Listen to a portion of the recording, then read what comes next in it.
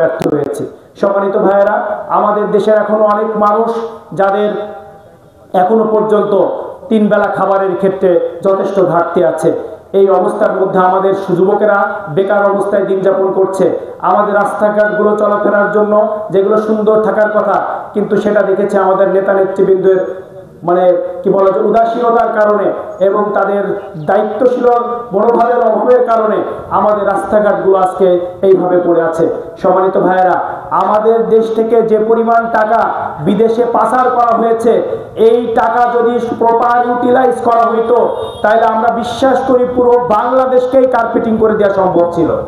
এই জন্য আজকে আমরা বলতে চাই, আমাদের যদি এই টাকাগুলোকে প্রপারলি ইউটিলাইজ করা হইতো, আমাদের যে সমস্ত বন্ধুরা এখান থেকে বিদেশে অবস্থান করেন তারা মাথার ঘাম পায়ে ফেলে বিদেশের থেকে টাকা পাঠান, রেমিটেন্স কামাই করেন, রেমিটেন্স ফাইটার, সেই রেমিটেন্স ফাইটারদের সেই কষ্টার্জিত টাকা আমাদের দেশের নেতা নেতৃবর্গ আবার বিদেশে পাচার করে দিয়ে এই দেশের থেকে ভালো থাকার জন্য তাদের সন্তানাদি, তাদের পরিবারবর্গ সকলকে বিদেশে পাঠিয়ে দিয়ে বিদেশে তারা আবার সেকেন্ড হোম গড়ে তুলেছে।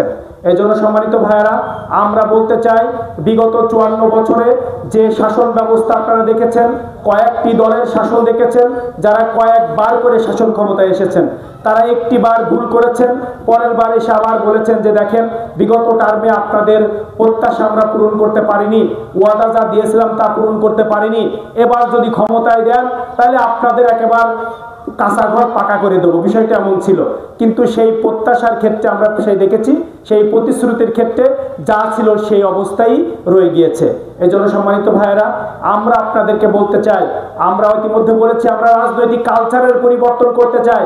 নেতা নেতৃবৃন্দ যারা ভোটের আগে যাদের অবস্থান দেখা যায় যে যাদের চলার মতো অবস্থান থাকে না, যাদের বাড়ি দেখা যাচ্ছে কোনো রকম একটা রয়েছে, যাদের গাড়ি মোটামুটি একটা রয়েছে কোনো রকম, কিন্তু ভোটের পরে গেলে দেখা যায় সে এবং তার জ্ঞাতিগোষ্ঠী সহ তাদের প্রত্যেকের অবস্থার পরিবর্তন হয়ে যায়।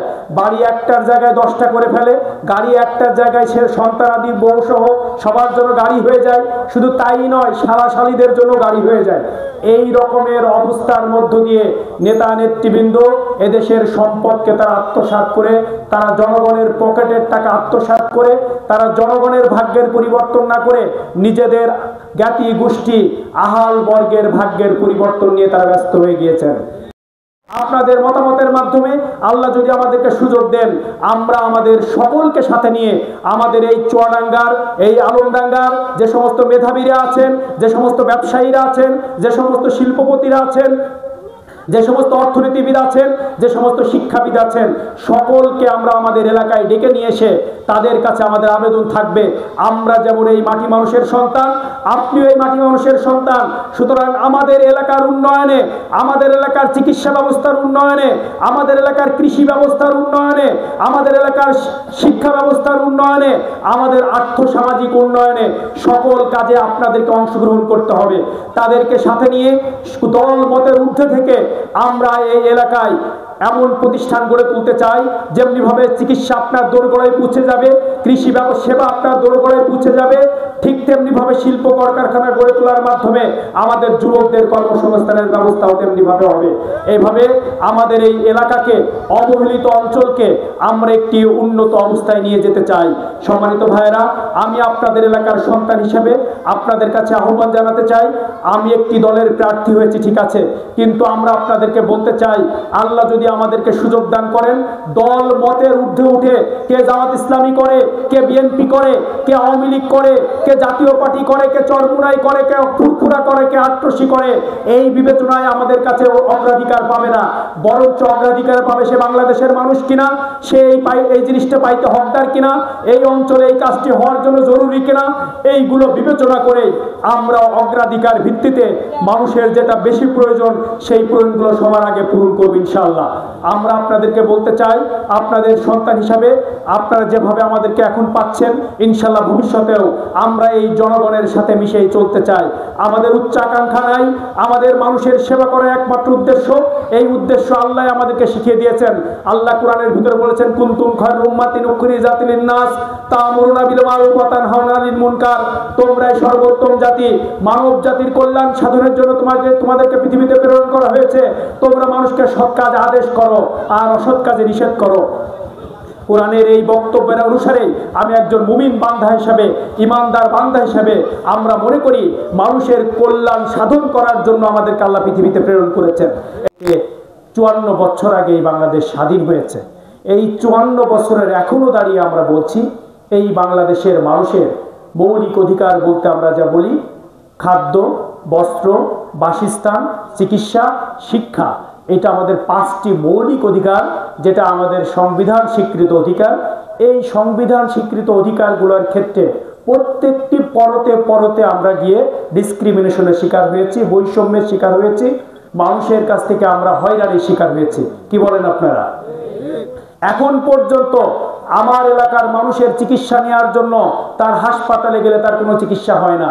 আমাদের এই চুয়াডাঙ্গার আলমডাঙ্গা অঞ্চল, এই উপজেলাতে প্রায় 3 লক্ষের উপরে ভোটার আর প্রায় 5 লক্ষাধিক মানুষের বসবাস। সেই 5 লক্ষাধিক মানুষের বিপরীতে আমাদের যে স্বাস্থ্য কমপ্লেক্স আছে সেখানে মাত্র 50টি শয্যা রয়েছে।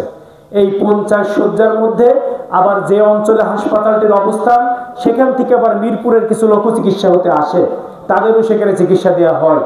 এই অবস্থায় দাঁড়িয়ে একজন কত হাজার বা কত মানুষের বিপরীতে একটা বেড আমাদের রয়েছে, এটা কি চিন্তা করে দেখেছি আমরা? সেই হাসপাতালে গেলে আমাদের চিকিৎসা হয় না। পুরো চুয়াডাঙ্গা জেলায় প্রায় 12,36,000 মানুষের বসবাস।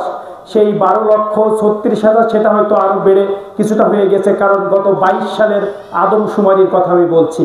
সেখান থেকে দাঁড়িয়ে চুয়াডাঙ্গা জেলার আমাদের যে সদর হাসপাতাল আছে সেখানে 250 শয্যা বিশিষ্ট হাসপাতাল। সেই হাসপাতালে গেলে মানুষের কি দুর্দশা সেখানে আপনারা যারা চিকিৎসা নিতে যান তারা বুঝতে পারবেন। তাহলে কি আমাদের মৌলিক অধিকার নিশ্চিত হলো? একটা হইল না। এমনিভাবে আমাদের শিক্ষার কথা যদি আপনি বলেন তাহলে আমাদের এই চুয়াডাঙ্গার এই আলমডাঙ্গা অঞ্চলের এত লক্ষ লক্ষ মানুষের তাদের সন্তানদের জন্য, তাদের উচ্চ শিক্ষার জন্য আমাদের নৈতিক শিক্ষার প্রতিষ্ঠান, আমাদের এমনি গতানুগতিক শিক্ষার প্রতিষ্ঠান যেটাই বলেন সকল জায়গায় আমরা অপ্রতুলতা লক্ষ্য করেছি। যার কারণে আমাদের সন্তানেরা চাকরি করে তারা ভালো কিছু লেখাপড়া করে ভালো কিছু না করতে পারার কারণে তারা রাস্তার অর্ধেক পড়ালেখা করতে গিয়ে তারা ঝরে পড়েন, তারা শেষ পর্যন্ত লেখাপড়া শেষ করেন না। কিন্তু রাষ্ট্রের দায়িত্ব ছিল তাদেরকে বিভিন্নভাবে সুযোগ সুবিধার মাধ্যমে এই লেখাপড়াটা কন্টিনিউ করা, দেশ গঠনে, জাতি গঠনে। আমরা দেখেছি এই বাংলাদেশের নতুন বাংলাদেশে আবির্ভাব হওয়ার পর এই বাংলাদেশের 4টা বিশ্ববিদ্যালয়, বড় বড় ইউনিভার্সিটি, যেখান থেকে বাংলাদেশ পরিচালনার বিভিন্ন মানুষগুলো বের হয়, সেখান থেকে যারা সেই নির্বাচনগুলো আমরা দেখেছি, সেই নির্বাচনে বাংলাদেশ ইসলামী ছাত্র শিবিরের যারা নির্বাচন করেছেন তাদেরকে এই সাধারণ ছাত্ররা ভোট দিয়ে তাদেরকে অকল্পনীয় একটি বিজয় দান করেছেন। এটা সম্ভব হয়েছে তাদের ভালো কাজের কারণে, এটা সম্ভব হয়েছে তাদের দায়িত্ব অনুভূতির কারণে, এটা সম্ভব হয়েছে তারা জানে, ওই ছাত্র এবং ছাত্রীরা জানে এই ক্যাম্পাসের ছাত্ররা সকল কিছু সম্পদ সবকিছু এই ছাত্র শিবিরের কাছে নিরাপদ। তারা কোনো ছাত্রকে জুলুম করবে না, কোনো ছাত্রীর দিকে খারাপভাবে তাকাবে না, কোনো সম্পদ লুণ্ঠন করবে না, কোথাও চাঁদাবাজি করবে না, কোথাও কোনো টেন্ডারবাজি করবে না, কোথাও কোনো পার্সেন্টেজ গ্রহণ করবে না। এটার কারণে এই ছাত্র শিবিরকে তারা বেছে নেওয়ার কারণে আপনারা জানেন ঢাকা বিশ্ববিদ্যালয়ে মাত্র 2টি মাস আগে ভোট হওয়ার পরেই এই 2টি মাসের মধ্যেই ছাত্র শিবির ঢাকা বিশ্ববিদ্যালয়ের চিত্রপট চেঞ্জ করে দিয়েছে। তাদের সকল জায়গায় ছাত্রদের কল্যাণমূলক, ছাত্র বান্ধবমূলক সকল ব্যবস্থা গ্রহণ করে ছাত্রদের সুন্দর একটা এনভায়রনমেন্ট তারা দান করেছেন, যেখান থেকে ছাত্ররা ভালোভাবে তারা থিসিস করতে পারবে, গবেষণা করতে পারবে, দেশের জন্য চিন্তা করতে পারবে, এখান থেকে বিদেশে গিয়ে তারা পড়ালেখা করে এসে দেশের কল্যাণে কাজ করতে পারবে। সকল ব্যবস্থায় ছাত্র শিবির এভাবে করে যাচ্ছে। সম্মানিত ভাইয়েরা, এই জন্য বলতে চাই বাংলাদেশ জামাত ইসলামী যদি আল্লাহ ক্ষমতায়